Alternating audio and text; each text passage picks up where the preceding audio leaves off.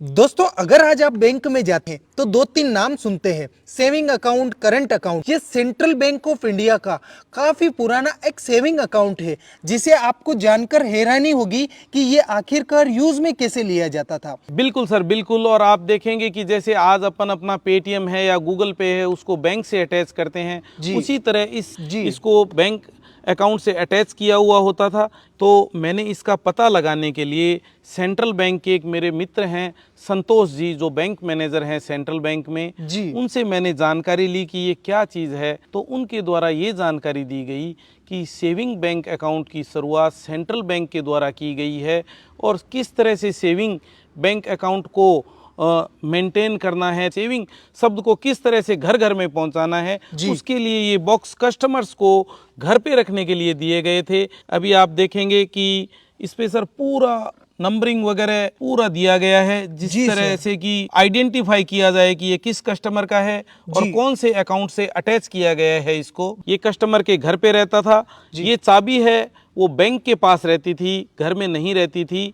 और इसमें इस तरह से जो लोग हैं वो सेविंग इस तरह से किया करते थे। आप देखेंगे कि इसमें यहाँ पे एक जालीनुमा आकृति है, कॉइन डालने के बाद बाहर नहीं आ पाएगा।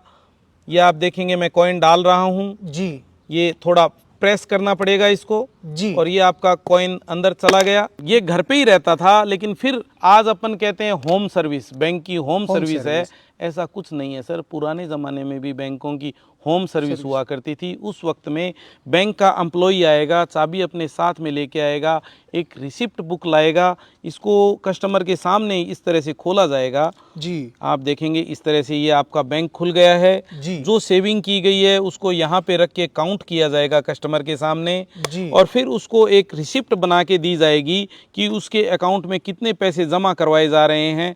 तो ये एकदम ट्रांसपेरेंटी थी, मतलब काफी यूनिक चीज है। और दोस्तों, ये चीज आपने कभी सुनी होगी आपके दादा परदादाओं से कि ऐसा भी कोई सिस्टम हुआ करता था।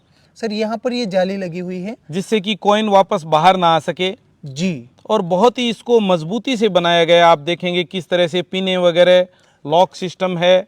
सर यहाँ पे देखेंगे आप 4 नोट्स, देखो आप 4 नोट्स देखो जी जी जी। ये रुपए डालने के लिए रुपए को ऐसे गोल बना के और इसके अंदर डाल दिया जाता था। मतलब नोट भी डाले जा सकते, नोट भी डाले वाले लिखा हुआ है सर। मतलब काफी तगड़ा सिस्टम हुआ करता था सर, काफी तगड़ा। और सर इसके अलावा सर यहाँ पर आपने ये कुछ मेटल के रखे हुए हैं, ये क्या चीज है सर? ये सर सुनारी औजार हैं, डाइयाँ हैं, इनको अपन नई भाषा में डाई बोल सकते हैं।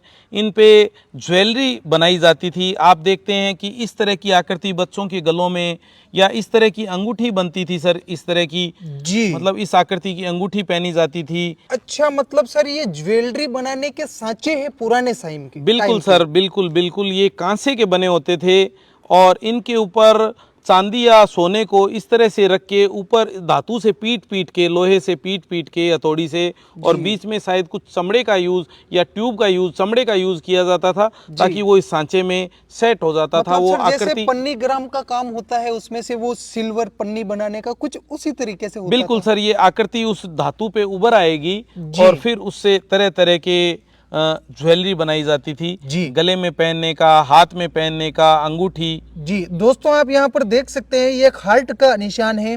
तो दोस्तों, उम्मीद है कि आप पुरानी इन सारी ही चीजों को देख चुके होंगे, समझ चुके होंगे और इनको परख चुके होंगे। बहुत बहुत धन्यवाद sir. Thank you sir ji.